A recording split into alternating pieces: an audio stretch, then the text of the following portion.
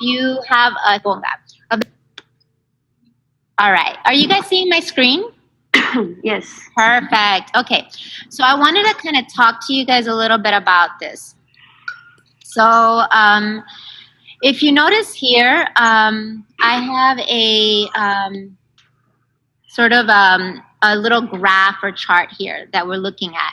And what I want you guys to focus on is the top end of the chart. So sort of, oh, this is a highlighted text. Sort of like this right here that we have going on. What I want you guys to notice is what you guys were clapping earlier was the pulse. Everybody with me on that? Everybody was on the pulse, which is basically your 1, 2, 3, 4, 5, 6, 7, 8. That's what you guys were clapping.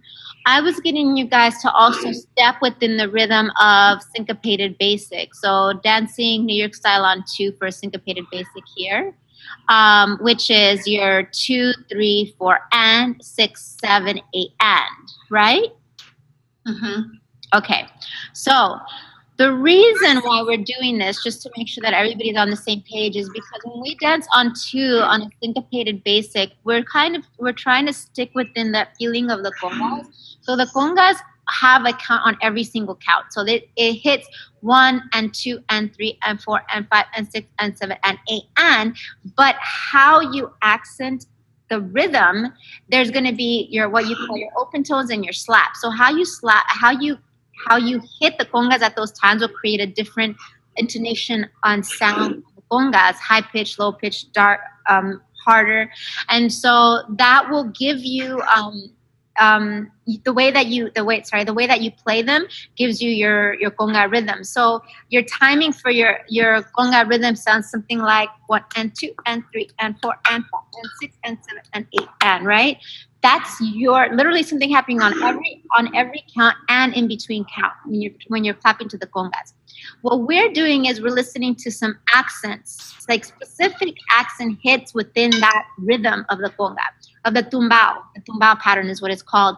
So we're listening to our slaps and our open tones. Our open tones are this sort of like down, like sort of like harder intonation on the congas, and it's a double open on the palm.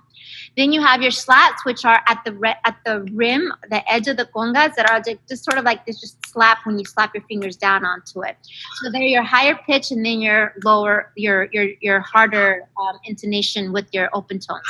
So my counts that we're listening for are our slaps, which are happening on the 2 and the 6, and then our open tones, which are happening on the 4 and then the 8 and. Yeah, everybody with me so far?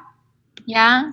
Okay, so when we're stepping within the syncopated basic, we're landing our pass-through to land on the and, that second part of the open tone for the conga. So the and of 4 and the and of 5, and that's where we're stepping. So we're trying to accent that rhythm. We're still hitting within the slap, the 2 and the 6, and we're also hitting the open tone, the second part of the open tone for the conga, and you end up getting a rhythm that swings with the music a little more. So you have a 2, 3, 4 and 6, 7, 8 and 2, 3, so that it lands within the cuckoo is the last, that in between timing of your step. Now here's the thing that I want you guys to notice. When we would start, we always started on the 1. And I asked this in the quiz, by the way, to see if you guys, I kind of mentioned this a little bit on the quiz for those of you guys that did take the quiz last week. When you start, you still start on your 1 with your first basics, so that you start with the music. And it's not like some people will start on the end of the count, and you can totally do that. But it's always just easier for if you just start right on the 1 and then transition into your syncopated timing. So more often than not, when we would start the pulse and the clap, I would have you guys start even with your syncopated basic. If you're clapping the pulse, I still had you start your syncopated basic on your step with the 1, 2, 3, and then switch into the and of your counts. 1, 2, 3, 4, and 6, 7, and 2, 3, so that you would transition with the count. So that's what you would see here within this little graph. It means that on your first basic, you're starting 1 for your step itself. Let me see if I can zoom into that a little bit. So your first step itself is on your 1, 2, 3, and then you switch to the syncopated timing. 8 and 6, 7, 8 and 2, 3, 8, 4 and 6, 7, 8 and. Is that making sense for people?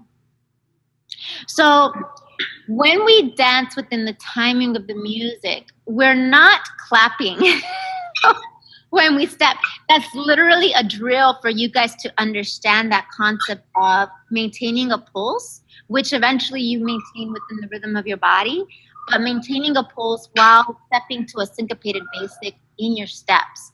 And that's really important to start to understand, because it doesn't matter what, when you're starting to add styling, you're starting to add anything within your body, you have to understand how to maintain that syncopated feel. You have to maintain that pulse. You have to understand where your body's moving, because some of that transition gives you more time to do your styling and your movement within. And if you have a hard time with it, then it's going to sort of throw you off a little bit later on. Does anybody have questions on that? Does that seem to clear up a little bit? Any questions?